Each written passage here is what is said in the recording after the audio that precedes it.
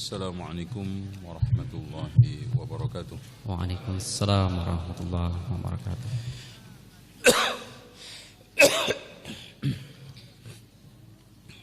Innal hamdalillah nahmaduhu wa nasta'inuhu wa nastaghfiruhu wa nastahdihi wa na'udzu billahi min shururi anfusina wa sayyiati a'malina. من يهده الله فلا مضل له ومن يضلل فلا هادي له. أشهد أن لا إله إلا الله وحده لا شريك له وأن محمدا عبده ورسوله.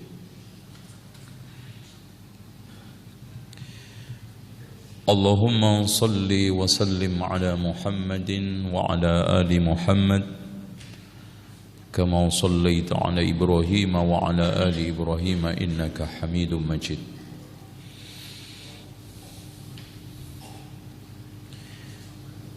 Hadirin sekalian, ikhwani wa akhwati fillah, sepanjang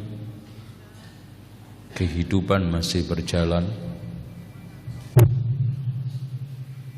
dan sepanjang agama kita pakai, sepanjang itu juga permusuhan, konflik ideologi terus bermunculan. Ini termasuk sunnatullah yang Allah mengatakan, wa kadzalika ja'alna likulli nabiyyin aduwan syayatinal insi wal jin yuhi ba'duhum ila ba'din zukhrufal qawli ghurura.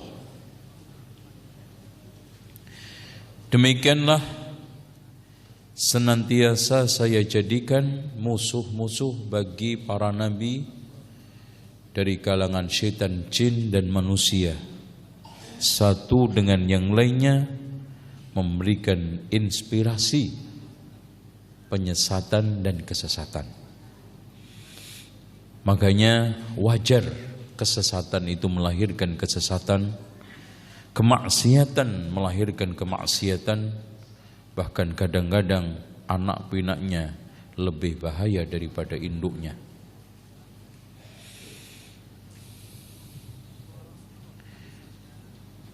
Kalau kita membaca pernyataan kalangan barat dan non-muslim, sedikit saja bagaimana komentar mereka tentang Islam menunjukkan permusuhan itu masih ada dan terus ada. Semenjak jatuhnya Andalusia, kemudian saat itu Eropa mencanangkan penetrasi ke negara-negara Islam, sehingga menggulirkan jargon imperialisme yang membawa pesan politik belah bambu. Sebagian umat diangkat, sebagiannya diinjek supaya terus berkuasa. Akhirnya Italia menguasai Libya, Perancis menjajah Aljazair, Inggris menguasai India, dan Belanda menguasai Asia Tenggara, terutama Indonesia.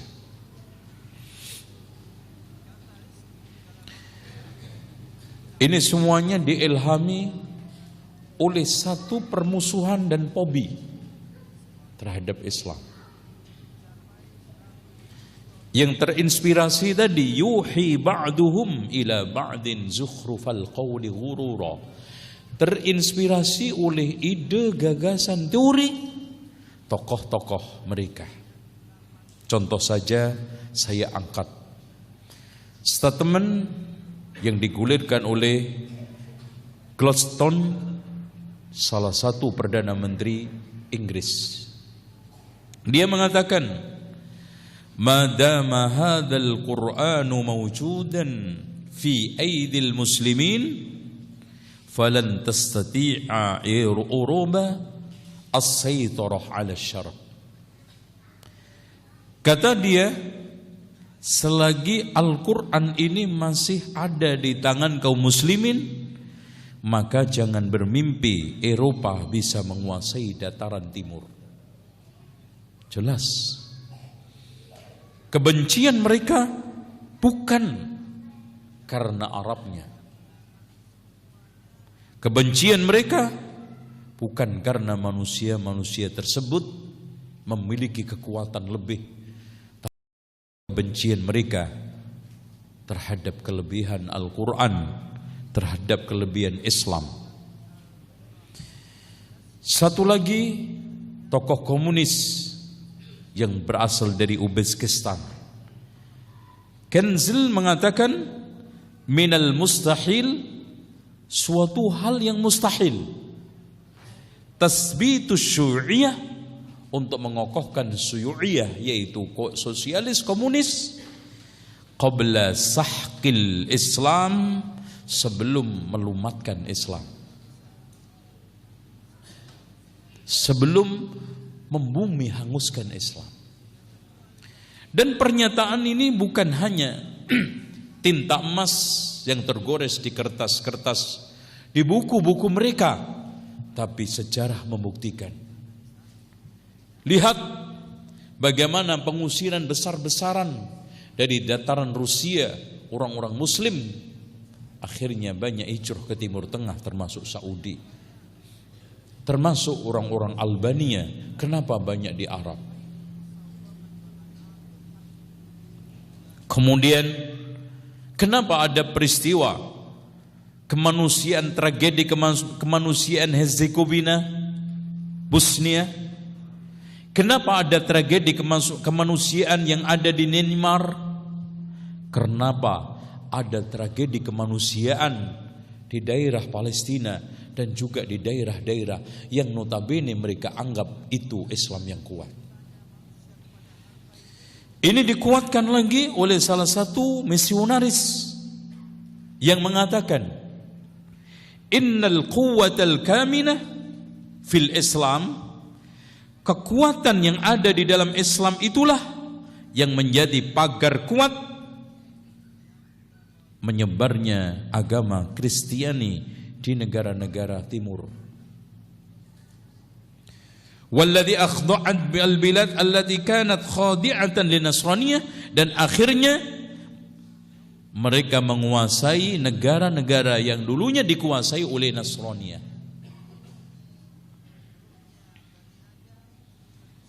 Ketakutan mereka bukan tanpa dasar.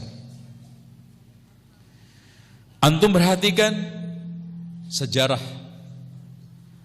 bagaimana negara-negara yang memang dulunya milik mereka akhirnya menjadi Muslim, seperti daerah Fatani Thailand, seperti daerah Myanmar, seperti daerah Filipina, sampai ibu kotanya namanya Amanullah.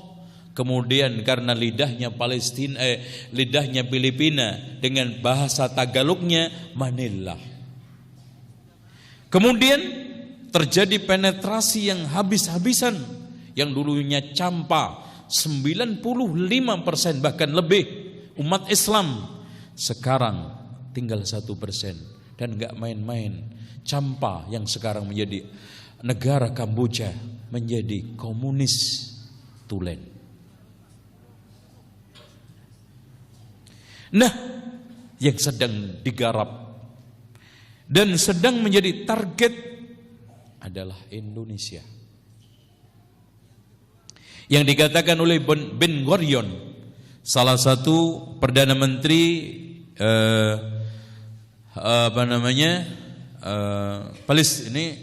Bani Israel, siapa itu? Yahudi. Jadi salah satu perdana menteri Yahudi mengatakan, sesungguhnya yang paling kita takutin adalah munculnya Muhammad baru di Jazirah Arabia. Makanya mereka dengan cara politik belah bambu. Yang Syiah diangkat, yang Wahabi diinjek. Dengan politik belah bambu, satu negara dibela, tapi negara yang lainnya dimusuhin di negara Arab. Yang notabene menjadi target utama kalau di Jazirah Arab, Saudi, Kuwait, dan negara-negara yang menjadi basis ahli sunnah.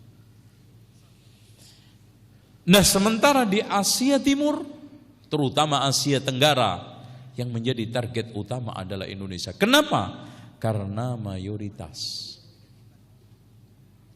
Dan sejarah membuktikan, sejarah mengajari kepada kita bagaimana kegagalan imperialisme dari mulai Portugis akhirnya terhempas, terusir dari Indonesia berkat semangat jihadnya kaum muslimin. Kemudian akhirnya Belanda terusir juga berkat kesungguhan umat Islam di dalam mengamalkan dinul Islam.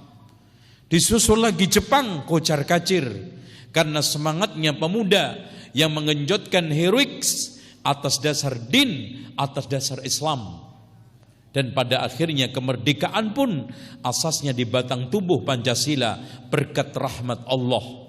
Dan kemudian di sana bagi umat Islam untuk mengamalkan din as Islamnya, yang akhirnya dengan kompromi dan tolerannya umat Islam, silahkan dihapus. Dengan demikian hadirin sekalian, kalau kita menengok sejarah sedikit ke belakang, sejak mulai Diwoto Cengkar kalah, ini Raja Jawa asli yang kekuasaannya Sumatera, Jawa sampai Bali. Itu dulu dikatakan Jawa semua karena belum terputus. Karena Jawa Sumatera itu terputus tahun 1209. Terus kemudian terjadi ledakan lagi 1293. Terakhir puncaknya Krakatau habis, bahkan tinggal sedikit tahun 1882. Terpisahlah total Sumatera dengan Jawa. Kemudian pada saat itu juga tahun 1200-an Bali dengan Jawa putus karena gempa. Dan nanti akan putus Jawa Tengah sama Jawa Timur. Yang hilang Jawa Tengahnya. Kan Rasulullah mengatakan nanti akan terjadi gempa besar di barat, gempa besar di mana? Di timur, dan gempa besar di Jazirah Arabia. Itu. Dan kecenderungannya daerah mana saja yang paling subur itu yang paling duluan hilang. Masya Allah, hikmah. Negara itu kalau batu-batuan awet. Makanya yang bertahan Saudi sampai Syam. Nanti manusia digiring terakhir api dari Yaman kemana? Kemana? Ya, kemana mas? Ke Brebes. Subhanallah. Ke Syam ya ikhwan. Ke Syam. Ya, Allahu Akbar.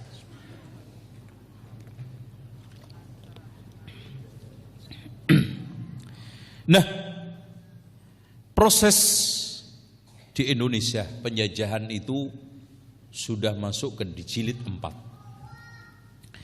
Pertama, menjajah, mengambil harta. Kemudian dibawa ke negara Eropa, Amerika, diinvestasikan. Hasil investasinya jilid yang ketiga untuk menyekolahkan anak-anak muslim. Senang. Orang kita itu yang penting keren, naik motor mulu. Senang udah. Dikasih pesawat, dikasih fasilitas mewah. Syukur-syukur ada akhwatnya. Lihat, kenapa ribuan mereka berbondong-bondong ke Iran? Karena masalahnya dolar, keduanya mut'ah, yang ketiganya memang anak itu nggak tahu Syiah. Ini sama. Mereka disekolahkan dengan harapan ketika pulang ke negerinya membantu imperialisme untuk melempengkan program berikutnya. Karena kalau yang menghujat Islam namanya Thomas Antonius dan yang lainnya, gak bakal didengar orang Madura, gak akan bakal digubris, bahkan mungkin disembelih orang Jawa Timur. Tapi kalau yang ngomong Abdul Khalik, Abdul Rahman, Fathur Rahman, Abdullah, oh silahkan. Itu hanyalah perbedaan istihadiyah, kita hargai karena itu adalah Islam rahmatan lil alamin. Nah, sehingga diri sekalian, apapun penyimpangan, distorsi Islam selalu di cover dengan istilah rahmatan lil alamin. Lempeng. Ya. Sekarang untuk melihat kalimat rahmatan lil alamin itu untuk apa? Untuk menjustis orang yang tidak setia terhadap agamanya. Orang tidak jilbaban, Islam rahmatan lil alamin. Orang sekarang bermuamalah riba, rentenir, rahmatan lil alamin. Orang sekarang ini pindah agama 1 hari 2, 3 kali, rahmatan lil alamin. Bahkan laki nikah sama laki, rahmatan lil alamin. Perempuan kawin sama perempuan, rahmatan lil alamin. Sementara yang setia menjalankan Islam diantem apa Pak? Siapa yang sekarang ini pakai jilbab besar, waduh, istrinya teroris. Jenggotnya panjang, Masya Allah, ini terlalu kaku kolot. Kalau sekarang melihat orang rajin keluar masjid, dikatakan orang ini perlu dicurigai. Kita sekarang orang membawa nilai-nilai Islam ke rapat RT RW lurah, jangan bawa-bawa agama ke dalam masalah urusan dunia. Kamu fanatis banget sih kamu ini. Jadi itu. Jadi hadirin sekalian, orang yang ingin membawa pengaruh Islam ke dalam bisnisnya, ekonominya, dan juga politik sosialnya, dituduh Islam Puritan. Sementara mereka-mereka yang sekarang ini copot lepas dan seenaknya menghujat Islam, dikatakan Islam moderat, Islam toleran, Islam rahmatan lil alamin. Sekarang saya ingin cuplik sedikit pernyataan mereka memaknai Islam Nusantara. Jadi Islam Nusantara itu, untuk menjadi Nusantara harus bisa membuktikan 6 rukunnya. Rukun 6 Islam Nusantara. Ya. Rukun imannya Islam Nusantara ya. Rukun iman Islam Nusantara ada 6. Dan ini nanti kita kupas. Sebelum saya kupas, saya tadi jelaskan di Woto Cengkar. Putus tadi. Hadirin sekalian, setelah tahun 78 Masehi, maka kerajaan Medang Kawulan yang disinyalir oleh ahli sejarah adanya antara Perwadadi dengan Bluro diserang oleh Aji Saka. Aji Saka itu dari India, anaknya Nawasaka. Pada saat itulah, setelah memenangkan pertarungan, dia masuk dari dataran India ujung sampai Bali. Kok ini pulau Dawa banget? Sejak itulah disebut dengan Jawa. J itu kan kalau di dalam tulisan dulu kan D, Dawa. Ya itu, Dawa. Itu. Sehingga orang ngomong sekarang Jawa. Akhirnya dia juga meletakkan kalender Saka, tahun Saka, dan dihitung Masehi ditambah 70, ditambah ya 78. Itu bedanya. Tuh. Karena satunya itu tahun 78 Masehi. Dan disinyalir oleh sebagian ahli sejarah sejak 68 sudah menjajah, sudah melakukan lawatan perang dan resmi mendirikan negara Mataram Hindu yang akhirnya menetap, yang awalnya pindah-pindah dan akhirnya menetap di Klaten yang disebut dengan Mataram. Jadi bukan Mataram Lombok. Mataram itu meliputi daerah Klaten, Jogja, itu Mataram. Akhirnya jatuhlah tahun 1032 diserang oleh Sriwijaya dari Palembang, yang menghasilkan dua karya, Borobudur sama Prambanan. Yang Prambanan dibikin tahun berapa? Ya pasti. Ya kalau apalagi begini, tahunnya lahirnya Nabi Muhammad aja ngeblank, ya. Jadi dibikin tahun 859. Kemudian akhirnya dijajah serang oleh Sriwijaya, dan Sriwijaya itu kuat karena maritimnya. Sehingga daerah taklukannya itu sampai Singapura, Malaysia dan yang lainnya. Makanya orang-orang sejarah Arab mengenalnya Sarbajah atau Sriwijaya. Akhirnya kekuasaan Hindu dibawa lari oleh orang-orang Hindu ke Surabaya, mendirikanlah kekuasaan Kahuripan, sampai akhirnya Raja Udayana Bali menikah dengan Mahendra Datta, salah satu perempuan turunan bangsawan Surabaya. Lahirlah anak namanya Airlangga. Ada orang Surabaya enggak? Ya. Pada zaman Airlangga ini puncak kejayaan kerajaan Nusantara. Namun dia dirundung konflik hegemoni kekuasaan yang akhirnya harus memecah dua kekuasaan menjadi Jenggala sama Panjalu, yaitu Surabaya. Meliputin Surabaya, Malang, Madiun. Terus kemudian Jenggala, Kediri dan yang lainnya. Kemudian hadirin sekalian, akhirnya muncullah kerajaan Singosari. Puncak kejayaannya pada zaman Kertanegara. Beda dengan Kartanegara. Kalau Kartanegara itu Kutai, Kalimantan. Kalau Jawa Timur yang memotong telinganya utusan Genghis Khan, Kublai Khan, siapa? Kertanegara.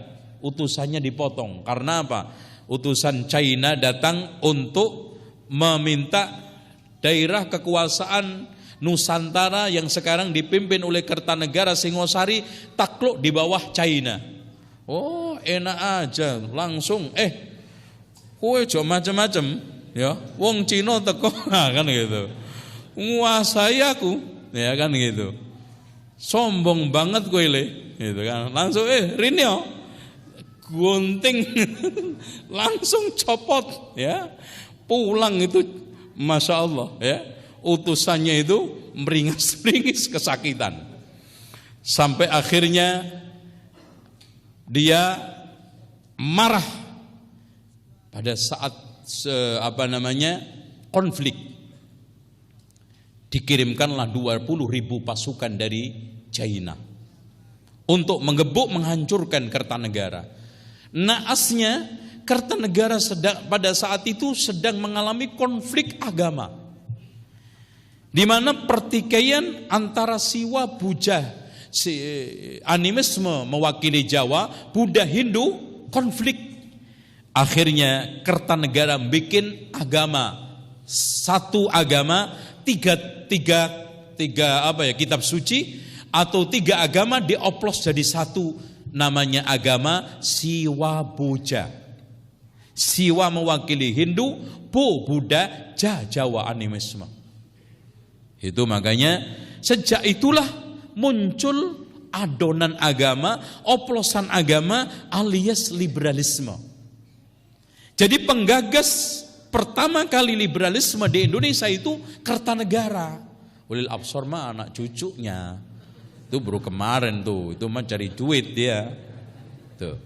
Nah, akhirnya naasnya orang Hindu nggak suka agamanya dioplos, orang Buddha juga nggak suka agamanya dioplos, apalagi orang Jawa yang merasa tanah tumpah darahku. Agama yang paling utama adalah agama Jawa. Animisme, enggak bisa. Hindu jajah, Buddha itu penjajah, pulang kampung. Gitu. Akhirnya ketika saat diserang oleh China, malah orang-orang Hindu Buddha ini membantui Cina. Akhirnya terbunuhlah Kertanegara. Nah, pada saat itu berdiri kerajaan namanya Kediri. Tidak selang lama, karena merasa Kediri ini adalah pengkhianat, yaitu Jayakatwang. Karena saat Kertanegara diserang, Jayakatwang malah bantu China. Akhirnya pada saat berkuasa Jayakatwang, diseranglah Raden Wijaya yang dulu adalah panglima besarnya Singosari. Dengan serangan itu akhirnya Jayakatwang kalah, maka berdirilah Majapahit. Itu. Ini kayak belajar IPS jadinya. Gimana Pak? Diterusin nggak Pak? Nah ini kan Islam Nusantara, anak cerita Nusantara dulu. Ya nanti baru ketemu usus buntunya itu ketemu nanti. Ya pasti ketemu nanti. Nah, hadirin sekalian, zaman kejayaan Majapahit semua ahli sejarah tahu ketika Raja Hayam Wuruk. Wah, julukannya aja hebat. Hayam berarti ayam, wuruk terpelajar. Waduh, ayam diwurui, kan gitu. Nah itu kan jarang ada ayam wuruan, yaitu ayam berpendidikan, cerdas, ahli strategi. Sampai kalau kita baca kitab tulisan sarjana pada saat itu, namanya Empu Prapanca. Tapi sampai sekarang siapa Empu Prapanca ini nggak ada yang tahu. Menulis buku namanya Negara Kertagama, kekuasaan dari timur barat sampai Malaysia, Filipina, Singapura di bawah kekuasaan Hayam Wuruk dengan Patih Gajah Madanya. Kemudian akhirnya Gajah Mada meninggal tahun 1432. Dan juga akhirnya Gajah Mada juga meninggal dunia tahun 46-nya, maka sudah mulai surut. Apalagi ketika itu terjadi perang Paregreg. Apa itu perang Paregreg? Perang saudara yang tidak ada jelas kalah menangnya dan terjadi berkali-kali. Siapa? Tidak lain adalah Wikrawardhana dengan Wirabumi. Yang Wirabumi ini tidak lain adalah Brawijaya V yang disinyalir oleh ahli sejarah nanti melahirkan dari turunan China Raden Patah. Kemudian Wikrawardhana adalah berkuasanya di Mojopahit yang tidak lain Mojokerto, sementara Wirabumi di daerah Blambangan. Terjadilah perang. Nah, pada saat itulah tadi 1338 itu matinya Hayam Wuruk, matinya Gajah Mada, sementara Hayam Wuruk 1346. Nah, hadirin sekalian, datanglah utusan untuk membantu dakwah yang sebelumnya sudah ada datang, dan bahkan menurut dokumen Salakanagara.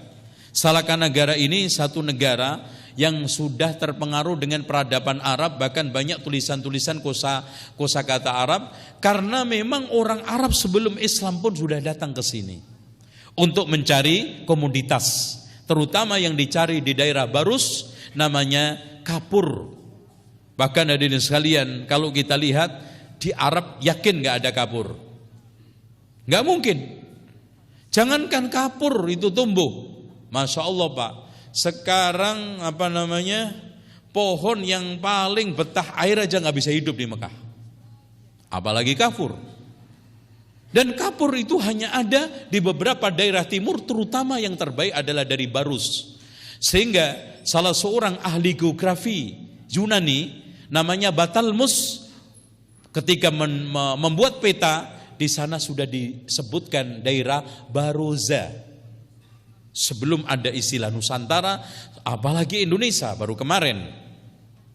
Nah, hadirin sekalian, disinilah menunjukkan Ada kaitannya, Rasulullah ayat kan, Al-Quran kan menjelaskan orang Arab itu biasa rihlatas syita'i wassaib, mengadakan lawatan dagang ke Syam, ke Yaman, ya kan? Sebelum Islam, sebelum Rasulullah diutus, rihlatas syita'i ke Yaman, as-saif ke Syam. Dan disinyalir di antara mereka ada yang langsung, ya, melalui daratan. Kalau daratan berarti dia dari mulai Syam kemudian ke timur sampai India sampai akhirnya Sumatera. Itu kalau melalui daratan. Ada yang juga pakai laut, ya, dari mulai lautan Mediterania, kemudian setelah itu ke Cina Selatan sampai ke Indonesia. Ada juga lewat selatan berarti dia Laut Merah, kemudian Yaman sampai akhirnya ke Aceh. Ini adalah jalur sutra orang-orang Arab datang ke Indonesia, Persia dan juga yang lainnya. Nah, ini sekalian yang dirahmati oleh Allah Subhanahu wa taala. Akhirnya diutuslah namanya Maulana Malik Ibrahim.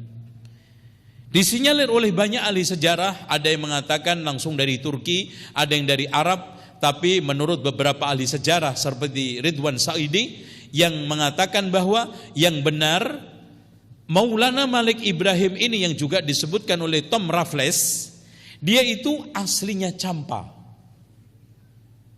yang memang ditentukan oleh Raja Turki, karena memang Champa, Thailand itu semuanya dulu di bawah kekuasaan Turki, semuanya Muslim dan mayoritas Muslim. Dan ketika itu yang paling berkuasa adalah Turki, semua kiblatnya ke sana.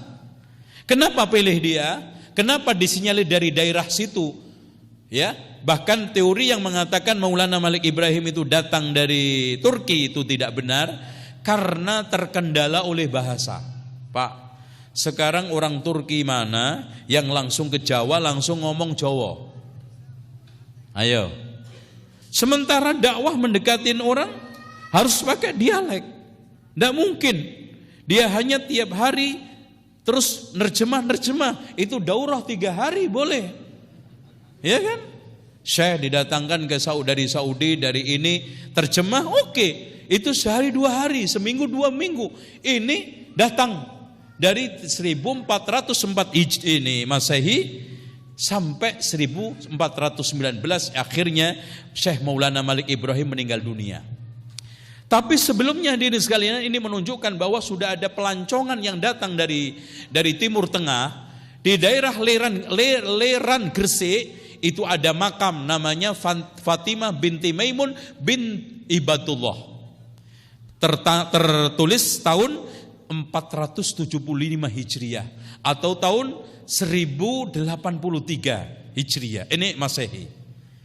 Ini artinya ini kuburan siapa? Kalau dilihat panjangnya itu hampir 2 meter, Pak. Gak mungkin ada orang Indonesia yang punya posturnya hampir 2 meter. Disinyalir dari Palestina. Dan analisa yang kedua, ini bukan orang Jawa. Ada hari gitu zaman itu ada orang Jawa namanya keren. Fatimah bin Maimun bin Hibatullah, keren banget. Paling banter bejo ngakno ngadimin kan? Ya kan? Ya enggak? Ya enggak? Paling banter kalau laki perempuan paling poniam, ngatmi itu. Paling keren ya Suratman lah.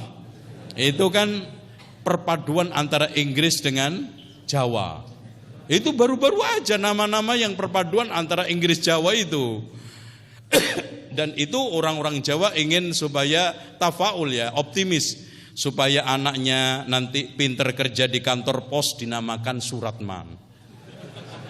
Ya, tuh. Nah iya, betul. Saya nggak ngarang.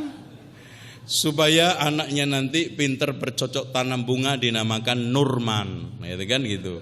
Nurman. Supaya anaknya pinter naik kuda dinamakan Dilman. Ini parah ini ya.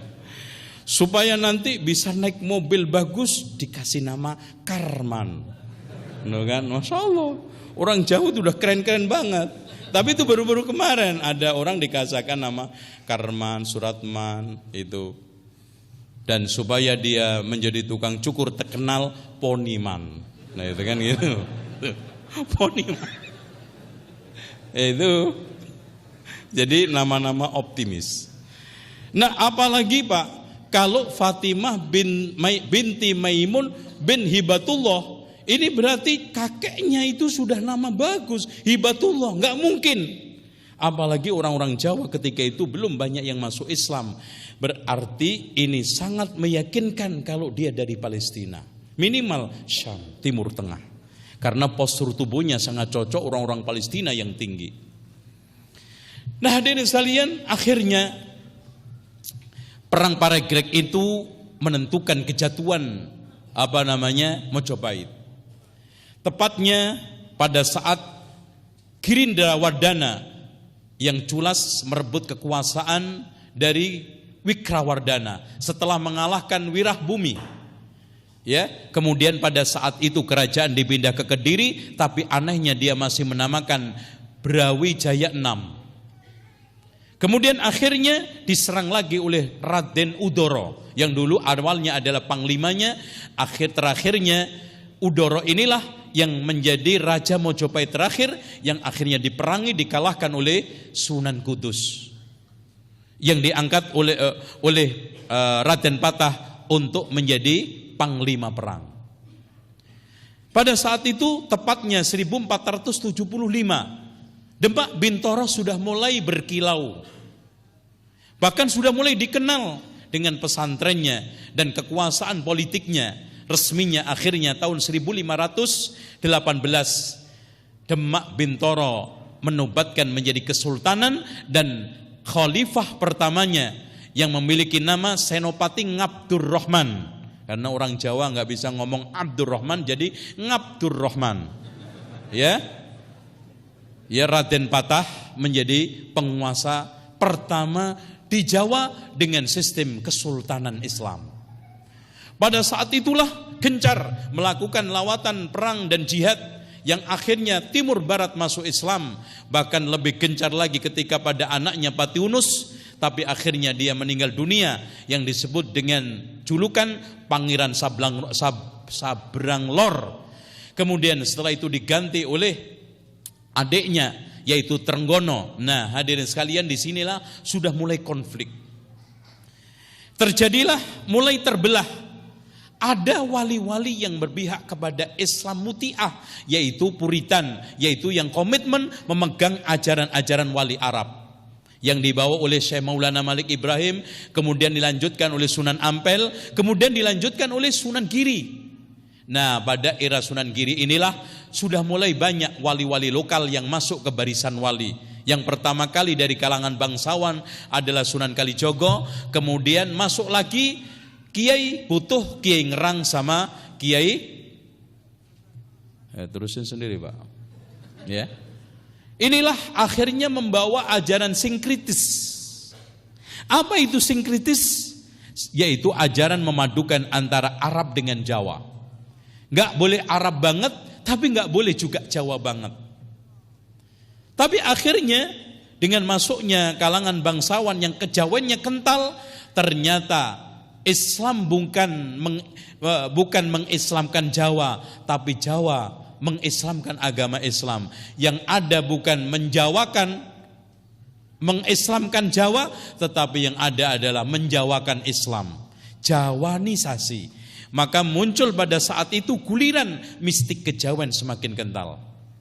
Apalagi dengan perebutan kekuasaan yang akhirnya Prawoto terbunuh karena dicurigai yang membunuh adalah Haryo Penangsang. Haryo Penangsang ini adalah angkatan Sunan Kudus dan dia termasuk memihak Islam Muti'ah, Islam Puritan, Islam yang murni. Akhirnya untuk menghindari dari hiruk pikuk kejawen, maka dia merelakan diri untuk membuat dakwah, basis dakwahnya di Bojonegoro dan di daerah Blora. Di sanalah mendirikan namanya Kadipaten Jipang dengan bupati pertamanya Haryo Penangsang, tapi tidak mau takluk kepada kekuasaan yang sudah mulai terjadi distorsi. Nah, yang lebih parah lagi, setelah terjadi ricuh, maka akhirnya Hadiwijaya dengan julukan Joko Tingkir bisa mengalahkan Haryo Penangsang dengan akal-akalan yang dibedani oleh Ki Pamanahan, Juru Mertani, sama Nyai Kaliamat. 3 orang inilah bersekongkol untuk menghabisi Haryo Penangsang yang sebetulnya pewaris utama Demak ketika itu. Kenapa? Karena Joko Tingkir ini jatuhnya cuma menantunya Trenggono. Sementara Haryo Penangsang ini anak turun yang segar bangsawan. Makanya dari situlah terjadi pertikaian Islam Abangan, Islam Putihan. Akhirnya terbunuhlah Haryo Penangsang. Ya, yang akhirnya dia itu anaknya Suroh Nyoto. Suroh Nyoto itu juga aliran putih. Kemudian terbunuh di pinggir sungai Solo, makanya dikatakan Pangeran Sedo Lepen, yaitu pangeran yang mati di sungai, Pangeran Sedo Lepen. Itu kalau antum baca di sejarah ada Pangeran Sedo Lepen, ya dia. Ya. Sejak inilah termasuk kesalahan ijtihad politiknya Sunan Kalijogo. Dia mengizinkan Hadiwijaya atau Joko Tingkir alias Joko Tingkir, dan Joko Tingkir ini adalah anaknya Kiai Pengging, yaitu Kebo Kenongo, yang disinyalir adalah masih ada turunan Mojopahit, mengizinkan untuk memindah kekuasaan Demak ke Pajang, yaitu daerah pedalaman. Ini musibah politik, ekonomi, dan strategi. Kenapa? Karena kalau di daerah pinggiran Demak jelas sudah perkotaan, sudah lama dikenal dunia, dan strategi maritim plus juga pertanian terpadukan. Tapi kalau ke pelosok, maka di sini hanyalah tinggal pertanian, maka maritimnya akan lemah, dan betul pemasukan negara merosot, dan akhirnya kekuasaan negara terongrong karena tidak memiliki basis kekuasaan maritim. Sementara daerah-daerah negara-negara lain, raja-raja lain membasiskan kekuatan maritimnya. Dan pada saat itulah ini Islam Nusantara sudah mulai dicanangkan. Ini yang dimaksud Islam Nusantara. Jadi saya tadi ABC itu baru ini mulai judulnya, tapi waktunya udah habis. Ya, dan nanti kita sampaikan tahun depan. Jadi hadirin sekalian, Hadiwijaya dengan Joko Tingkirnya, kenapa dikatakan Tingkir? Karena bapaknya setelah dibunuh hukum oleh Wali Songo karena dia menggulirkan Manunggaling Kawula Gusti, dan disinyalir dia akan melakukan bughot alias kudeta kerajaan Demak. Maka dicium oleh wali ketika itu Sunan Kudus, diputuskan untuk dihukum mati. Bersama nasibnya seperti gurunya, yaitu Syekh Siti Jenar. Ini murid kesayangannya Siti Jenar. Nah, akhirnya sejak terbunuh, anaknya kecil dipelihara oleh Ki Tingkir di daerah Tingkir. Nah, sejak itulah dia dikatakan Joko Tingkir.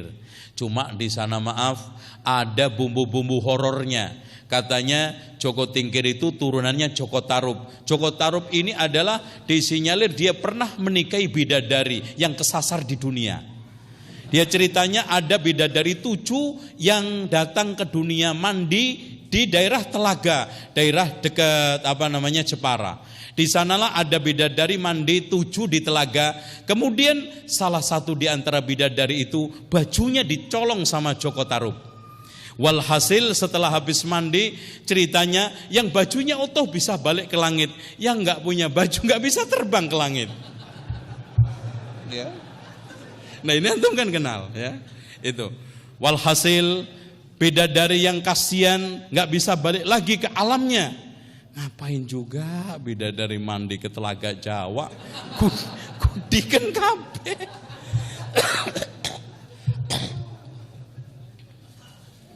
Makanya kalau kita membaca sejarah Babat itu Pak, setengah wayang, setengah dongeng, setengah alam dewa. Akhirnya pada saat itu sang putri bidadari mengeluarkan sayembara, siapa saja yang bisa mengembalikan baju saya atau ngasih baju saya, maka saya akan, kalau laki jadikan suami, kalau perempuan saya akan jadikan saudara saya paling dekat. Ternyata Joko Tarub untuk membawain baju. Tapi ternyata baju nggak asli, karena Joko Tarub ternyata tidak orang bodoh-bodoh banget. Ini kalau saya kasih baju yang asli, terbang lagi ke langit. Nggak jadi istri saya. Kasih baju asli mirip-mirip. Baju palsu mirip-mirip. Yang baju aslinya disimpan di lumbung padi. Maka pada saat itu Nyai Joko Tarub sedang masak. Ya, masak ketika itu dibantui oleh sang bidadari tersebut. Yang awalnya sudah dilarang jangan ikut-ikutan. Ternyata dia ikut ambil berasnya, ambil padinya. Ternyata ditemukan baju dia yang asli. Dipakailah setelah itu. Maka dia terbang akhirnya meninggalkan Joko Tarub ke Kayangan, ke surga lagi. Gigit jarilah Joko Tarub kehilangan istri cantiknya. Tapi dia ditinggalin anak namanya Joko Tingkir ini. Namanya Ki Pengging akhirnya punya anak Joko Tingkir. Ini ketoprak, ya Mas ya. Hadirin sekalian, kita kembali lagi ke Hadiwijoyo. Hadiwijoyo yang memiliki julukan Joko Tingkir akhirnya meresmikan negara namanya Pajang dan menyatakan dengan resmi agama saya adalah manunggaling kawula Gusti. Jadi sejak itulah agama Abangan dijadikan agama resmi kerajaan. Sejak itulah dan sampai sekarang baik Jogja maupun Solo masih mempertahankan manunggaling kawula Gusti wahdatul wujud. Nah, inilah yang akan dipertahankan menjadi agama Nusantara. Itu loh Pak. Makanya jas merah, jangan melupakan sejarah. Sebetulnya hadirin sekalian hal-hal gini sudah lama. Dan sejak itulah hadirin sekalian terjadi pergulakan antara Putih dengan Abaah. Bahkan wali-wali dari Arab ajarannya sudah mulai tergeser, tergerus jauh. Dan bahkan ada suatu guliran untuk anti wali Arab. Dengan menggulirkan, jangan tergantung kultus sama wali Arab. Wali Arab itu cemen, wali lokal nggak kalah hebatnya. Untuk menunjukkan kehebatan, dibikinlah karomah yang hebat yang saya ceritakan tadi malam. Sehingga masya Allah coba bayangkan Sunan Giri ketika diserang kerajaan Mojopahit dengan pasukan yang ratusan ribu karena tidak ada pasukan santrinya pada tidur, kalam pulpen yang sedang digunakan untuk menulis dilempar jadi pusaka kolomunyeng. Munyeng nubrukin ini pasukan Mojopahit, ketotok itu mati, masya Allah. Waduh. Kalah itu Rasulullah yang ketika mau perang Badar aja menangis istighosah dan melakukan pakai baju perang. Ini tinggal ngelempar kolomunyeng. Subhanallah, hebat wali Jawa itu. Ya. Yang tidak kalah pentingnya hadirin sekalian, yang tidak kalah hebatnya masya Allah, bagaimana sekarang ini Sunan Bonang bisa menyulap buah aren jadi emas. Ya, hebat.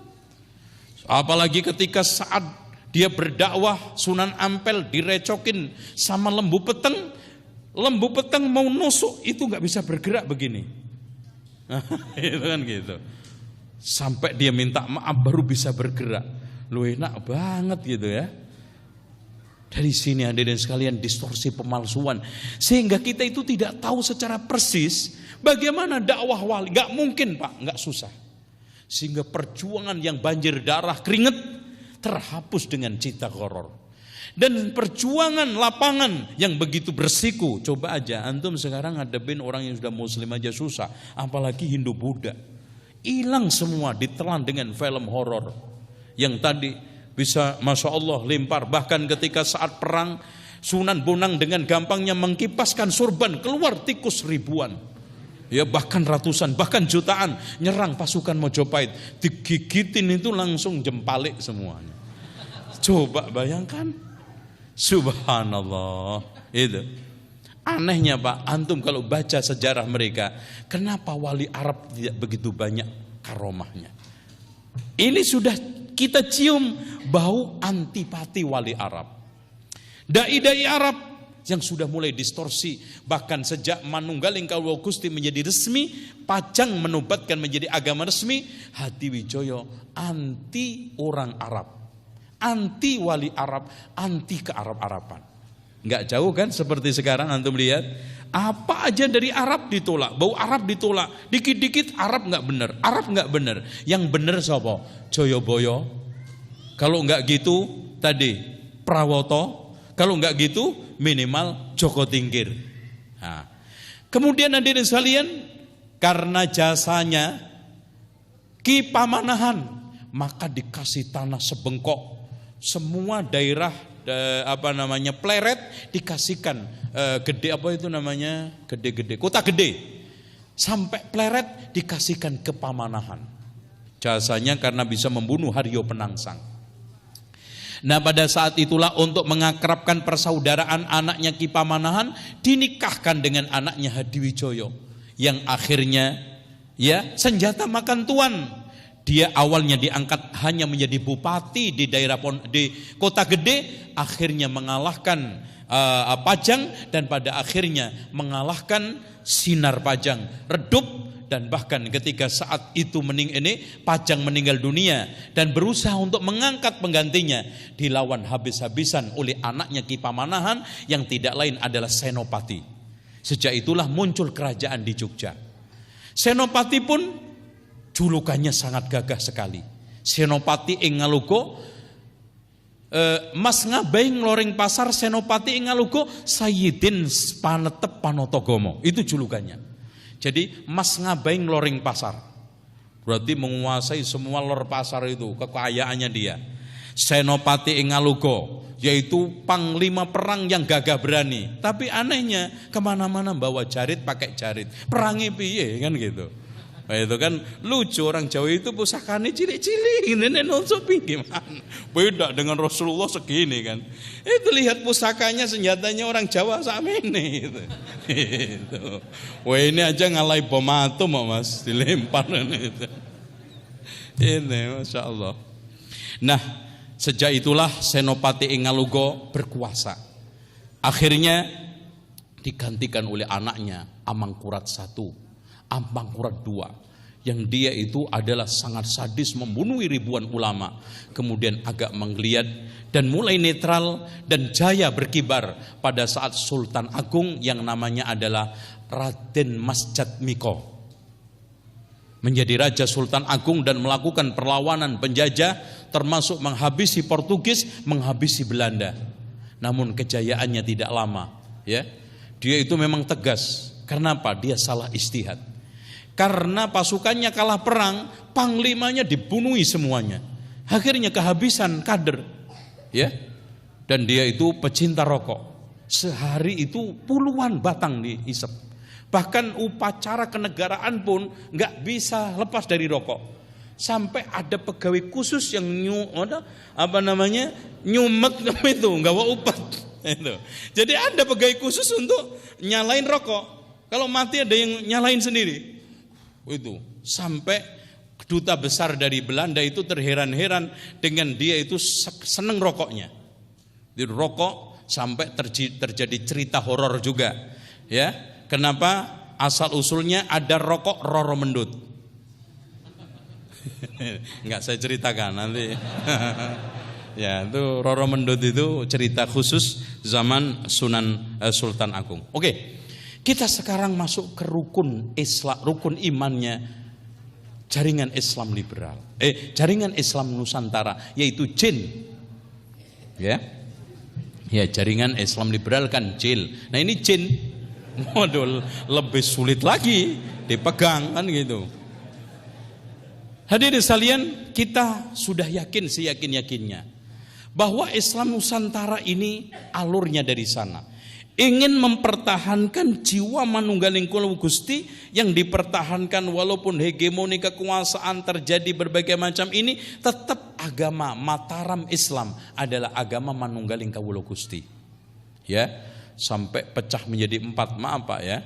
Kerajaan Mataram Islam itu pecah menjadi 4 dan berkuasa kurang lebih 355 tahun itu tidak pernah berdaulat karena gesekan dan tengkar antar saudara, apalagi dimainkan oleh Belanda, diadu oleh Belanda, sampai akhirnya Pangeran Diponegoro itu ngambek, nggak mau jadi pangeran, nggak mau jadi raja karena kecewa. Mereka melakukan kerjasama dan mereka melakukan kong kali kong dengan Belanda, menghancurkan rakyatnya sendiri. Akhirnya pada saat itu terpaksa kerajaan Mataram dipimpin oleh raja umurnya 2 tahun, nggak punya kader. Apalagi Pangeran Diponegoro itu membuat basis yang ingin mendirikan suatu kerajaan yang sistemnya lebih islami dan membasiskan kekuatannya di Gua Selarong, tapi akhirnya ditangkap. Kiai Mojo juga ditangkap, yang lebih islami, yang lebih sunnah, dibuang ke daerah Minahasa. Makanya di sana banyak ada di tengah Kristen ada komunitas yang masih Muslim dan bahkan semua Muslim, karena dulu Islamisasi yang dilakukan oleh Kiai Mojo.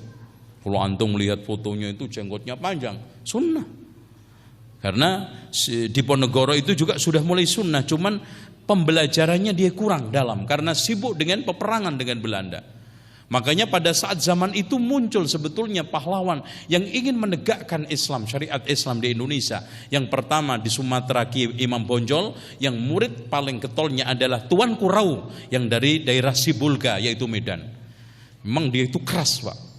Ya biasa watak orang Batak itu nampak kental sekali. Dia itu Masya Allah serangan pembelaan terhadap Islam sampai yang mendalangin orang-orang yang melakukan adu ayam, judi, dihabisin sama beliau. Itu yang akhirnya menjadi suatu menjadi stigma terus bahwa keras-keras ini ya Tuan Kurau. Bahkan ketika dia dakwah ke Sibulga, ke Medan, Masya Allah pengaruhnya sangat dahsyat. Bahkan sampai sekarang banyak orang-orang Batak, beberapa etnisnya itu Islamnya kokoh kekar karena berkat dakwanya Tuan Kurau yang terpengaruh dengan dakwanya Syekh Muhammad bin Abdul Wahab, yang di antara mereka ada yang pernah haji ya, di antaranya tuanku miskin, terus beberapa temannya sampai dikatakan macan nan selapan. Di antara mereka sempat mengkaji serius kitab Tauhid karya Syekh Muhammad bin Abdul Wahab. Makanya ini menjadi musuh utama Islam Nusantara. Itu. Makanya hadirin sekalian, ketidaksukaan keraton terhadap Pangeran Diponegoro dan juga murid-muridnya termasuk Kiai Mojo karena keinginan dia untuk membasmi berbagai macam penyimpangan Islam di kerajaan. Yang keduanya kerjasama menuh kemunafikan dan menjual negara. Ketiganya dia ingin terus eksis menegakkan dinul Islam. Itu. Nah hadirin sekalian, maaf. Yang pertama, Islam Nusantara mendasarkan teologinya ya, rukun iman yang pertama. Semua orang-orang yang mengikuti jaringan Islam liberal ini Nusantara yang melahirkan, yang medani 3 Pak.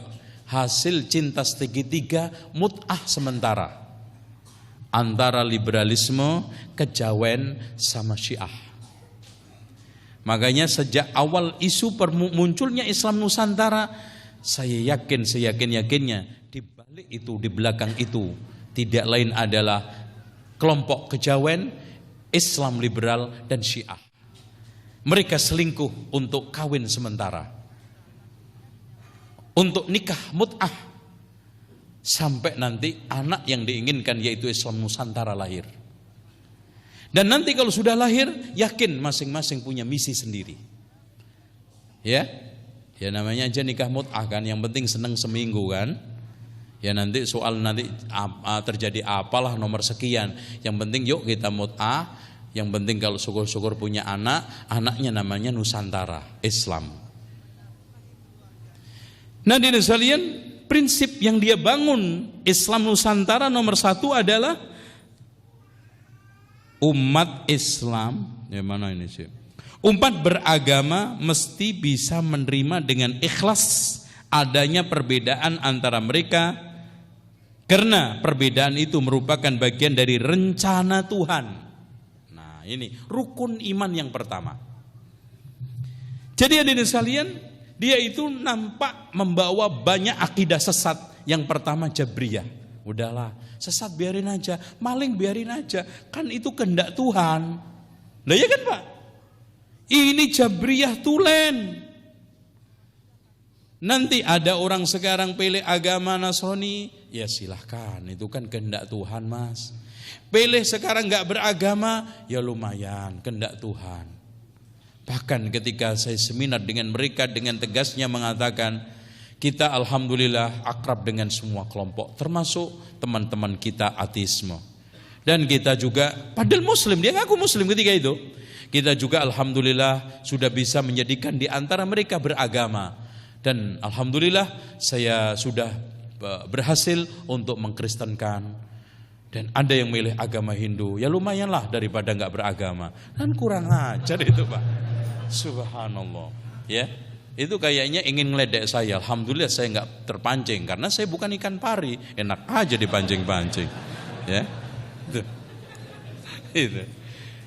Subhanallah, acara itu Pak asalnya nggak ada musik, tiba-tiba ada musik live. Itu subhanallah. Padahal si panitianya, Ustadz ini nggak ada panitia, terserah Ustadz nanti ketika nyanyi tinggal di mana, guna terserah kan gitu. Aduh ini pasti nih karena saya ada Wahabi nih, ayo dihancurin nih, ayo diusir biar keluar dari sini. Ya itu, diusir pakai yasinan aja, ngajir kok setan Wahabi katanya. Iya kalau mereka ngeledek kita, gampang tuh ngusir setan Wahabi dari masjid, bacain aja Yasin, ngajir tuh minggat. Nah, itu.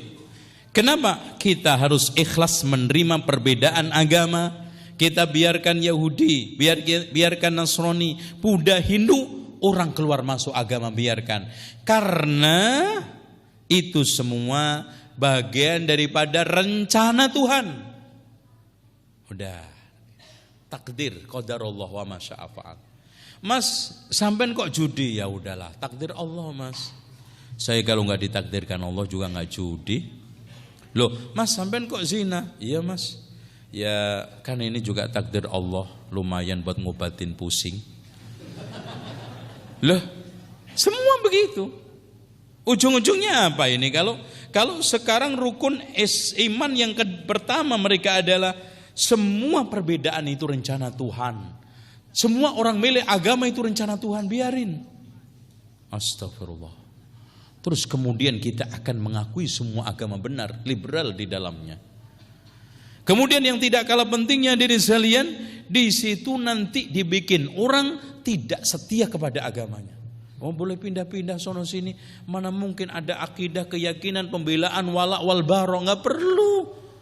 Oh kita juga besok boleh Kristen, besok boleh Yahudi, besok boleh Gatoloco, besok Dharma Gandul.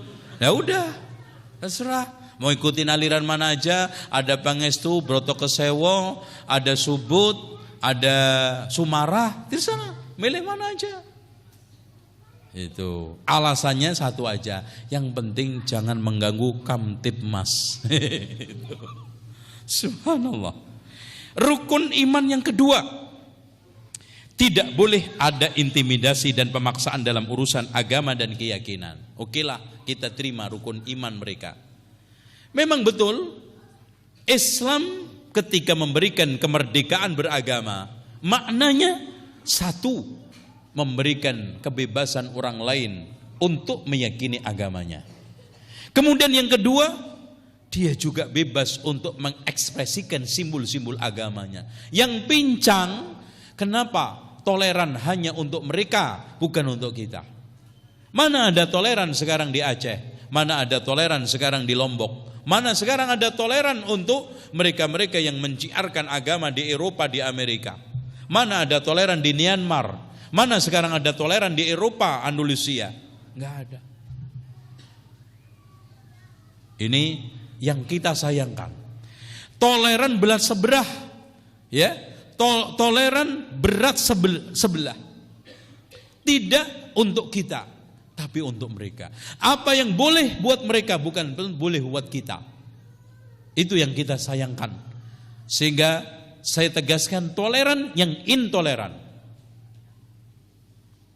Ini hadirin sekalian, kita tidak ingkari bahwa prinsip kita di dalam berdakwah nomor satu adalah memberikan orang lain untuk memilih agama.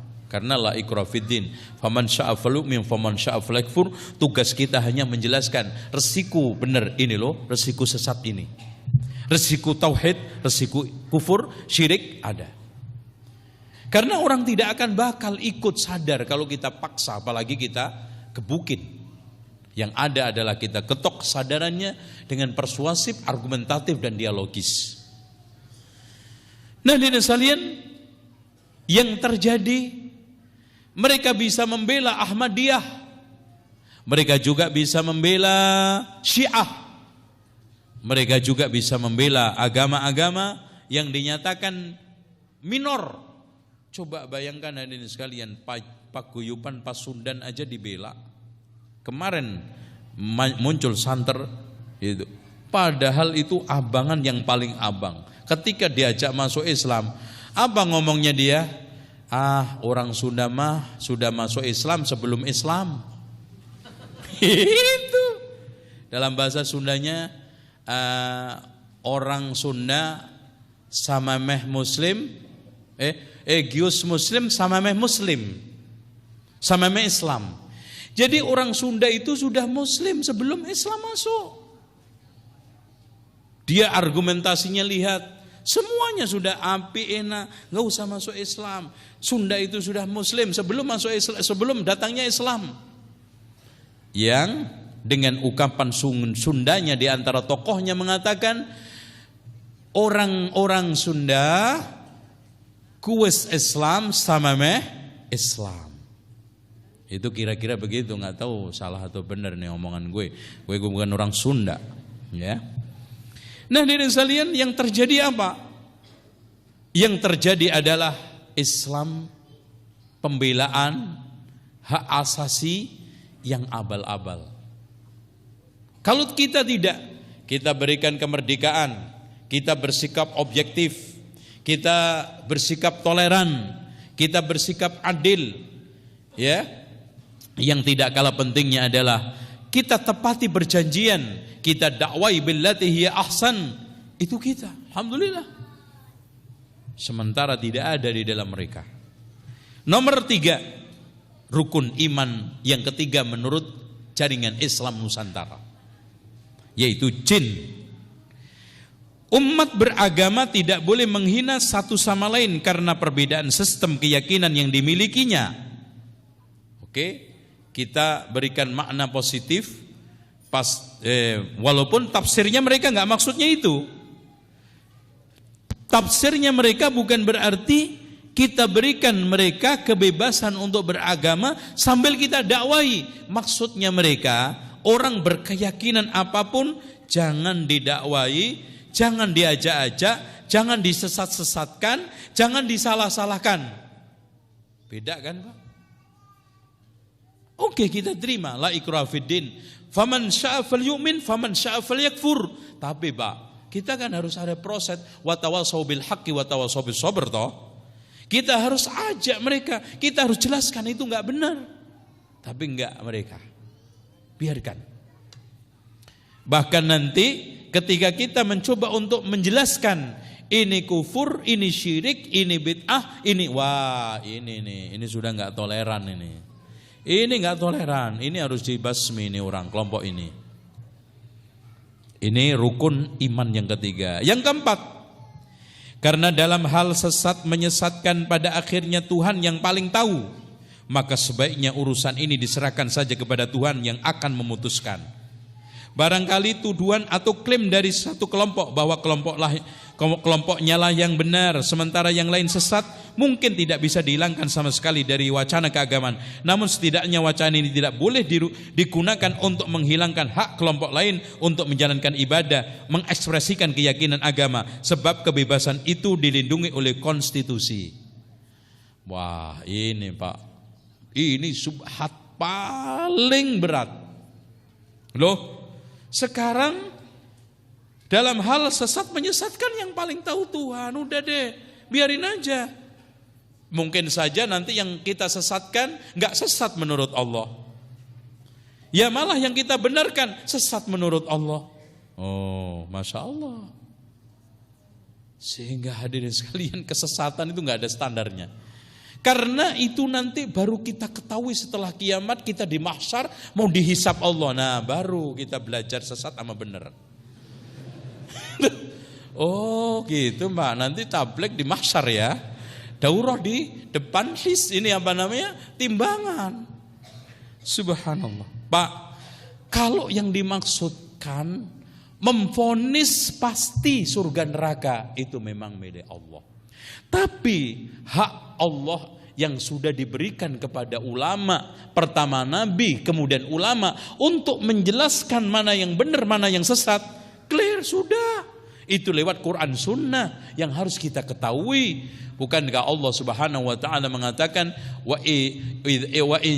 idza ja'ahum amrun minal amni awil khaufi adau bih. Kalau seandainya datang kepada mereka urusan perkara dalam keadaan aman dan perang, bawaannya biasanya orang-orang awam itu gaduh. Walau radduhum ila rasul wa ila ulil amri minhum la'alimahu alladhina yastanbidunahu minhum. Kalau seandainya perkara mereka, urusan mereka yang mereka perselisihkan itu dikembalikan kepada Rasul ketika masih hidup, atau kepada ulil amri dalam masalah agama adalah ulama, maka dia akan mendapatkan jawaban dari urusan yang mereka hadapin, mana yang hak, mana yang batil. Oleh karena itu hadirin sekalian, Allah di dalam menyerahkan hak untuk menjelaskan, bukan hak memvonis loh. Hak menjelaskan kepada Rasul dan ulama sesat dan benar itu ada standarnya.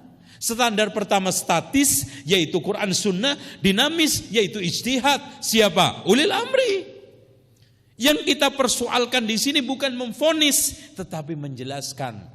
Ulama punya hak, para nabi punya hak untuk menjelaskan kebenaran dan kebatilan. Para pengikut Rasul Nabi di antara para ulama ujung tombaknya punya hak untuk menjelaskan Al-Quran dan Sunnah, mana yang hak, mana yang benar, mana tauhid, mana syirik, mana iman, mana kufur, mana sunnah, mana bid'ah, mana taat, mana maksiat. Sekarang maksudnya kamu apa? Kalau yang Anda maksudkan hak vonis, memang betul. Hasil akhir semua adalah Allah. Tapi hak untuk menjelaskan, bukankah Allah mengatakan idza ja'al haq wa zaqal batil? Bukankah Allah mengatakan innad dina indallahil Islam? Bukankah Rasulullah mengatakan walladzi nafsu Muhammadin biyadihi la yasma'u bi ahadun min hadhil ummah yahudiyyun wala nasraniyyun summa yamutu wa lam yu'min billadzi ursiltu bihi illa kana min ashabin nar. Demi zat yang jiwaku ada di tangannya, tidaklah ada orang yang mendengar risalahku, Yahudi maupun Nasrani, kemudian meninggal tidak beriman terhadap apa yang aku bawa, melainkan meninggal di atas atau menjadi penghuni ashabun nar. Jelas kok. Ya. Bahkan Rasulullah sallallahu alaihi wasallam dijulukin wa ma alaina illal balaghul mubin, menjelaskan. Makanya Imam Az-Zuhri menegaskan minallahi ar-risalah, datang dari Allah risalah, wa 'alar rasulil balagh, rasul tugasnya menyampaikan, wa 'alaina taslim, tugas kita adalah menerima dengan patuh. Clear? Apa yang antum maksud? Maknanya udahlah serahkan kepada Allah aja, kita nggak usah kenal, nggak usah belajar, nggak usah baca Quran, nggak usah memvonis orang, biarin sesat, biarin murtad, biarin gendeng gitu. Waduh, kalau begini hancur dunia Pak, hancur. Selanjutnya rukun iman yang keberapa? Kita percepat karena mau habis, dan kalau memang nggak ada waktu ya nggak ada tanya jawab. Kelima, tentang urusan keselamatan di akhirat atau surga juga hendaknya tidak dijadikan pertentangan yang sengit di antara umat beragama, karena sebagaimana urusan sesat menyesatkan, urusan surga dan neraka juga pada akhirnya merupakan hak prerogatif Allah, hak prerogatif Tuhan. Ya.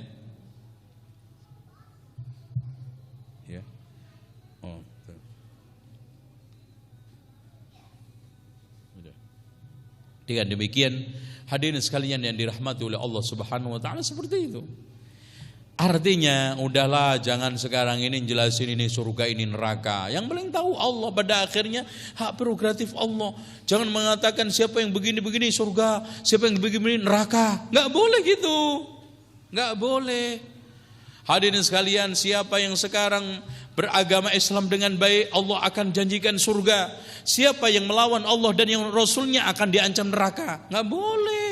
Itu hak prerogatif Allah. Bahaya rukun iman mereka. Yang kelima, ya, Masya Allah, ini Islam Nusantara, Pak. Antum mau terima nggak mau terima, ini sekarang kenyataan Islam Nusantara. Islamnya Joko Tingkir. Itu. Nah, rukun iman yang keenam. Loh, kalau sekarang, Pak, wong isinya dakwah itu kan memotivasi orang, mengancam orang, Pak, ya kan? Ya, tugasnya Nabi itu basyiron wa nadhira. Basyir, memberikan kabar gembira tentang surga, wa nadhira, memberikan kabar gembira tentang kabar susah, ancaman neraka. Dan itu isinya, siapa yang melakukan, siapa yang sholat 5 waktu dengan tertib, Allah akan berikan balasan surga. Tapi siapa yang meninggalkan sholat, maka akan diancam oleh neraka, keluar dari Islam. Itu sudah gak ada lagi, Pak. Kalaupun kita bahas, mas, itu mah fikih klasik. Fikih klasik. Yang fikih modern apa? Yaitu orang sholat gak sholat boleh. Nah, itu fikih modern. Orang sekarang nikah perempuan sama perempuan, nikah modern. Laki sama laki untuk nikah boleh, modern. Jilbab tidak harus menutup aurat gede, itu mah Arab. Yang penting pakaian kepatutan. Kalau sekarang pakai pakaian segini tok karena mau ke pasar, patut, ya udah silakan. Ya seneng penjual sayur no kan gitu. Ya patut kok. Ya patut nggak Mas? Ya patut, saya seneng banget Mas kalau begini. Ya iya patut. Motomu jelalatan kok, itu kan gitu. Ya patut, ya kan gitu, patut. Itu. Sampai nanti kalau ada orang cuman pakai koteka, loh, kan pakaian kepatutan. Menurut daerah itu kan patut. Berarti apa itu, Pak? Jilbab, Masya Allah. Jilbab inondi itu kan gitu. Aneh. Ini mereka sangat berbahaya, Pak.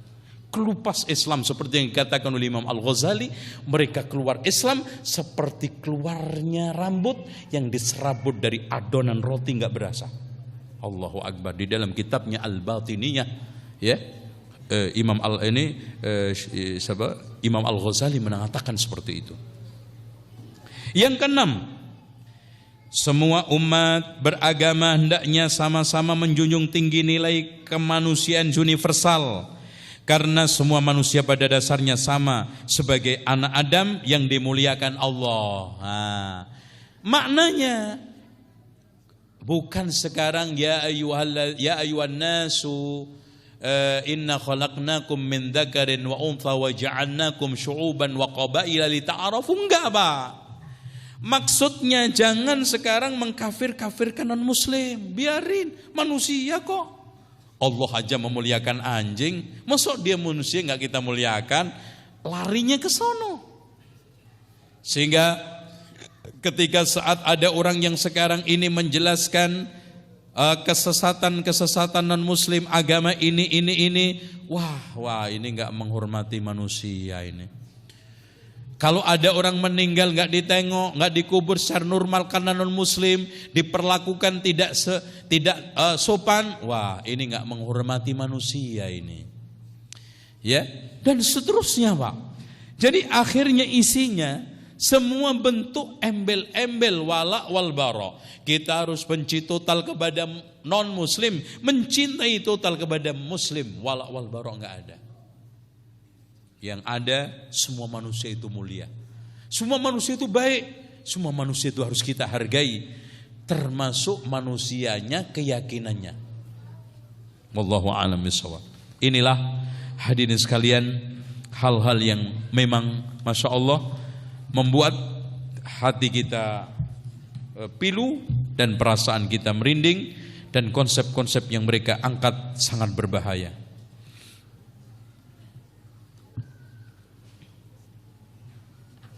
Nah, di sini ada satu prinsip yang mereka ini kan ya. Pertama, terkait dengan konsep perlindungan agama dalam syariat. Konsep ini sejatinya dimaksudkan untuk melindungi seseorang untuk melaksanakan keyakinan dan kewajiban agama yang menjadikan pilihan mereka. Di dalam Al-Quran terdapat jaminan bahwa tidak ada paksaan dalam agama. Ya memang betul. Terus mereka mengatakan terkait konsep amar ma'ruf nahi mungkar diambil dari hadis man ra'a minkum mungkaron, itu tidak mutlak-mutlakan. Ya, kata mereka malah ada di antara kelompok Islam yang menjadi fal yughayyirhu, bukan fal yughayyiru, fal yudammirhu, hendaknya dihancurkan. Ketiga, terkait dengan konsep nasakh mansukh, konsep ini berasal dari asumsi ayat-ayat yang terdapat dalam Al-Quran saling kontradiksi. Anehnya yang dimansukh adalah nas-nas yang toleran, yang dipertahankan nas radikal, kata mereka. Keempat, lemahnya penegakan hukum di Indonesia. Penelitian dilakukan oleh Pusat Studi Agama dan tentang bagaimana cara polisi menangani konflik keagamaan dan yang lainnya. Dituduh, lagi-lagi yang dituduh tidak toleran adalah kita. Adanya kelemahan pendidikan di kalangan muslim. Penyebab utama intoleran dan fundamentalis di Indonesia adalah lemahnya pendidikan sebagai akibat kemiskinan, sehingga agama dipahami secara dangkal.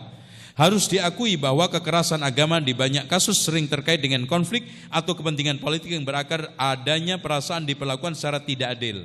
Beberapa pihak menggunakan agama sebagai simbol atau sebagai komoditas politik untuk mendapatkan kekuasaan dan untuk menuntut keadilan. Dan memang betul, bahkan kata Kunto Wijoyo, setelah muncul banyaknya partai-partai itu menjadikan sebagai jargon untuk cari suara.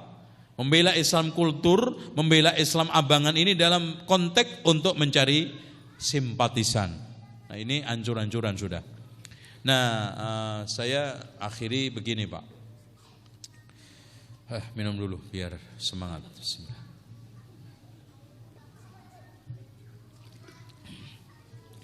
Akhirnya PR umat ini semakin besar. Akhirnya dakwah ini tidak boleh di dalam tempurung kata apa? Kata dalam tempurung. Terkungkung hanya jamaah, kita nggak melek luar. Bahkan ada di antara ikhwan yang lebih picik lagi, bukan ibarat kata di dalam tempurung, Pak. Bahkan lebih picik sempit seperti kata di dalam kaos kaki. Bikin kaget orang, jumbul-jumbul. Sempit banget. Wih, apa mas? Itu. Ternyata kata. Itu ada. Hari gini masih sibuk tahdir-tahdiran.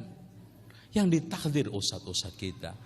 Hari gini kita masih bertikai dalam hal-hal yang Masya Allah di antara kita yang bisa kita lakukan dengan cara komunikasi. Dan maaf, kita itu gampang crash, gampang ikutin nafsu, gampang terjadi pecah. Sementara kekuatan batil semakin mengakar mengokoh. Lalu yang selanjutnya hadirin sekalian, saya ingin pesankan bahwa di antara yang mereka rekomendasikan ke pemerintah, antum baca, kelompok jaringan Islam Nusantara ini hanya bocoran aja, ya. Antum jangan disampaikan kemana-mana, ya. Antum dengerin sendiri, ya. Rekomendasinya, kebijakan yang harus ditempuh adalah dengan memperkuat regulasi dan institusi yang menjamin terhadap semua aspirasi ekspresi keagamaan yang dilakukan secara damai, toleran tanpa kekerasan.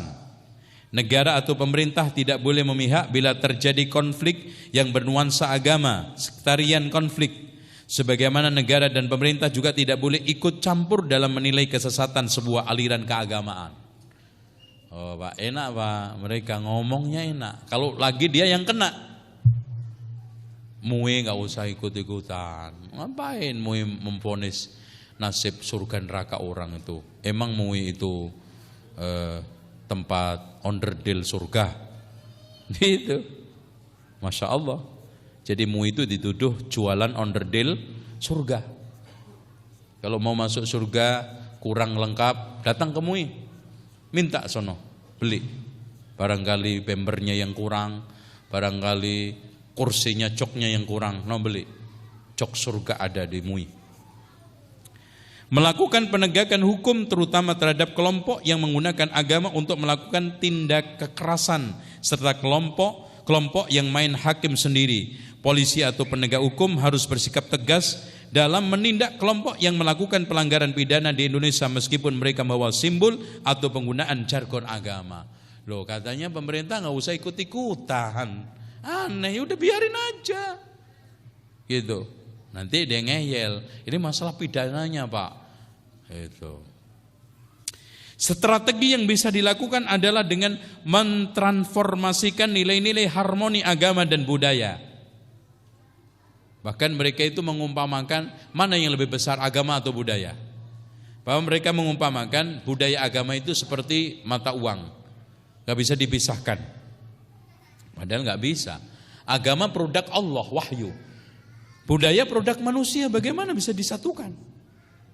Ya, gak bisa. Sekarang hadirin sekalian, yang lebih lucu lagi, ya, mereka mengatakan peradaban dan budaya itu adalah milik semua manusia, bukan hanya Nabi Muhammad. Bahkan Nabi Muhammad dalam pembentukan budaya peradaban itu hanya fungsinya seperti batu. Itu Pak, hadis ini diplesetin. Jadi kan Rasulullah SAW kan Masya Allah mengamati suatu bangunan yang dibuat oleh nabi-nabi, kemudian tinggal satu bata. Rasulullah mengatakan, ana tilkal labina, sayalah batu itu. Jadi Nabi Muhammad itu kecil. Padahal Pak, Rasul ini menjelaskan misi bukan fungsi. Apa itu misi?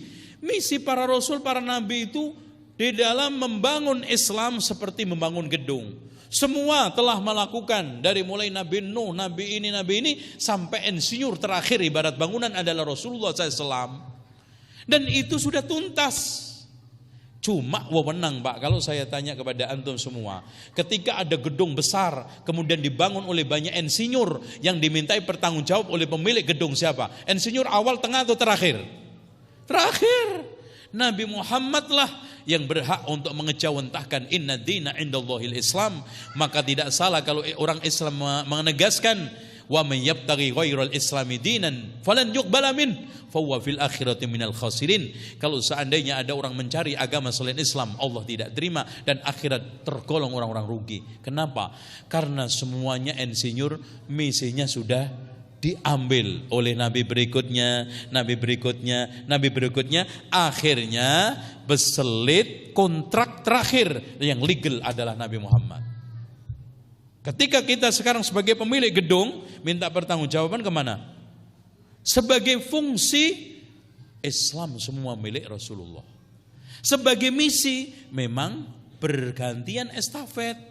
Sejak Nabi Nuh, kemudian diganti Nabi Yunus, Nabi Soleh, Nabi Hud, kemudian berikutnya akhirnya Nabi Musa, Nabi Isa, Nabi Yahya, Nabi Zakaria, sampai semua terakhir Rasulullah dinobatkan oleh Allah di dalam surat Al-Ahzab, ma kana Muhammadun aba ahadim mir rijalikum walakin Rasulullah wa khataman nabiyyin, sebagai penutup para nabi, sebagai pengakhir, penasakh.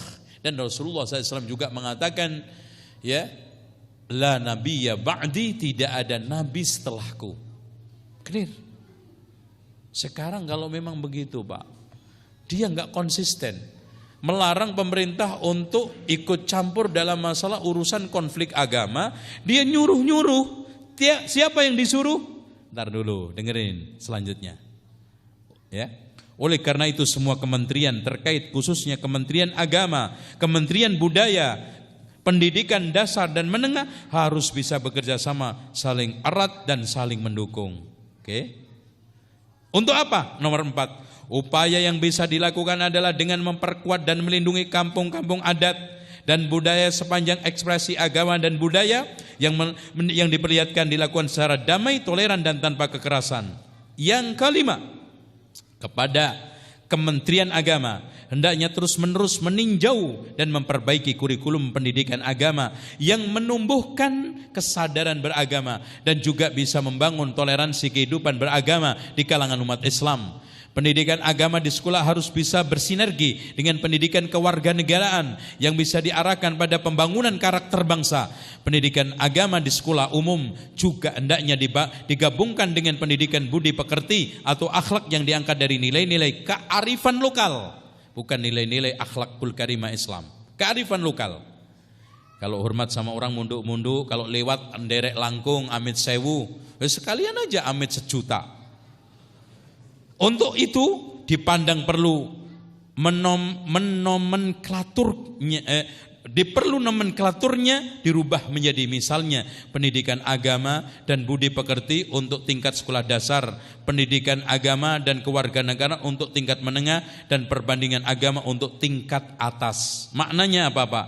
Pendidikan perbandingan agama, semua agama benar. Itu yang mereka targetkan. Dan sudah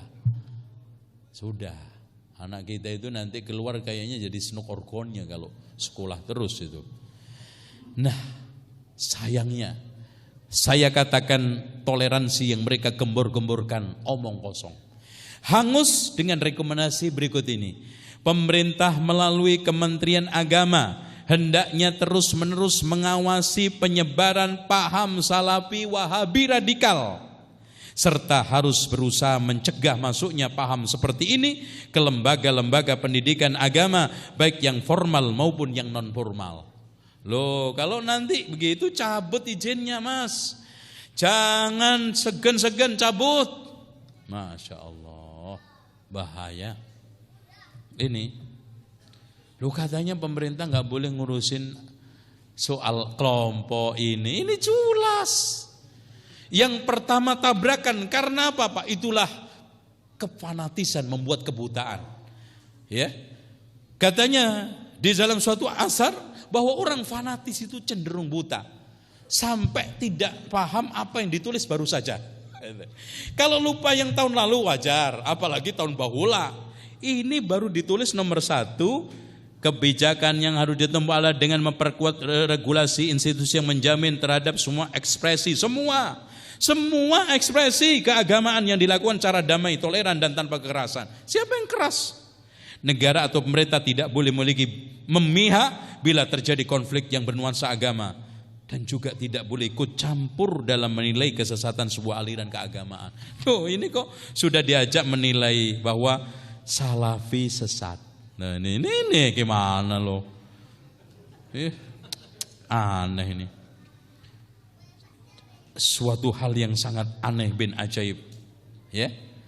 Dan ciri-ciri aliran sesat yang mengikuti hawa nafsu itu Pak, teorinya itu kontradiktif dan saling mendistorsi antara yang dia sarankan dan dia nasihatkan.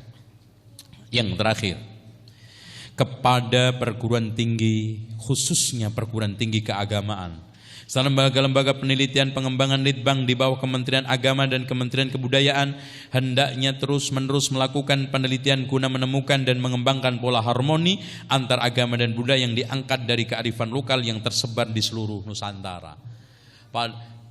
Kearifan lokal itu budaya-budaya yang mereka anggap bagus. Contoh kalau di Jawa itu memayu hayuning bawono. Wah, itu berarti di sini merawat alam itu semakin indah. Dengan cara toto titi titis dajina tentrem. Nah ini kearifan lokal Jawa. Toto berarti ditata, toto titi dijalankan, titis tepat. Nah jadinya tentrem. Untuk sikapnya harus bermental rame ing gawe sepi ing pamrih. Itu kata orang Jawa ya. Ini saya kasih contoh kearifan lokal, nanti terserah untuk menilainya. Nah kemudian orang Jawa juga punya kearifan lokal dan ini harus kita tiru. Mangan nggak mangan sing penting ngumpul. Mutar kabeh. Itu. Kalau ikut begini kelenger kita. Mangan nggak ngaman ngumpul enak banget. Ya, ngeluruk tanpa bolo, sugih tanpa bondo. Wah keren banget orang Jawa. Tapi tukang demo ternyata. Ya, dan masih banyak. Makanya ketika itu saya katakan Bapak, menurut pakar Profesor Dr. Suwardi, ini pakar kejawen Indonesia yang ada di Jogja, mengatakan kearifan lokal ini adalah sangat problematik. Kearifan lokal maksudnya menurut etnis, di Indonesia ini hampir ada 300 etnis. Atau daerah yang mana? Lihat Sumatera dengan berbagai macam daerahnya aja punya kearifan lokal sendiri-sendiri. Belum Kalimantan, belum Jawa, belum lagi Bali, belum lagi Timur. Aneh. Kita hukumkan untuk seluruh Indonesia yang otomatis heterogen. Bagaimana kita akan menerapkan suatu homogen kepada heterogen? Enggak akan mungkin itu terjadi. Yang bisa adalah Islam. Kenapa kita memilih sesuatu yang sulit meninggalkan yang mudah? Pak, untuk mengatur menyatukan dengan Islam kan gampang sebetulnya. Tapi menyatukan dengan kearifan lokal, ada orang yang bisa terima semua. Orang Sumatera, mangan gak mangan sementing ngumpul mas, mau terima sampean? Itu mendingan balik nang Jawa ya mas, aja ngatur-ngatur kene kan gitu. Ngapain lo ngurusin saya? Itu man gak ngumpul itu kan sampean sono di Solo. Gak bisa. Itu ya. Dengan demikian hal-hal yang seperti ini harus kita sampaikan kepada antum semua supaya kita menjadi orang-orang yang ini bagus dan tetap istiqomah. Dan antum sudah punya gambaran sekilas Islam Nusantara seperti itu. Dan insya Allah nanti kita pertajam kalau sudah selesai, kira-kira 3 tahun lagi lah buku saya. Saya tulis sejak tahun 2000. Saya sudah mulai niat tahun 2006 Pak, sampai sekarang belum selesai. Saking hebatnya, gitu. Itu makanya doakan nanti kita bedah judulnya fakta baru tentang Wali Songo. Ya nanti antum akan membaca terkaget-kaget, banyak sejarah yang disembunyikan. Kita bongkar habis-habisan, bongkar kebiasaan lama. Gitu kan gitu. Demikian karena waktu yang membatasi kita, dan kita akhiri subhanakallahumma wa bihamdika asyhadu an la ilaha illa anta astaghfiruka wa atubu ilaik. Wassalamualaikum warahmatullahi wabarakatuh.